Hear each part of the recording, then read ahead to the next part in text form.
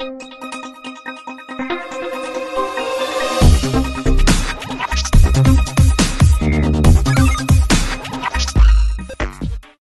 Hello నమస్తే welcome to our channel జోష్ properties. మనకి ఇది నిజాంపేట్ బండారి లేఅవుట్లో వస్తుందండి. ఈస్ట్ ఫేసింగ్ ఫ్లాట్ అండి. ఇది మొత్తం మీకు చాలా అంటే చాలా స్పేషియస్గా వస్తుంది. Full ventilation flat.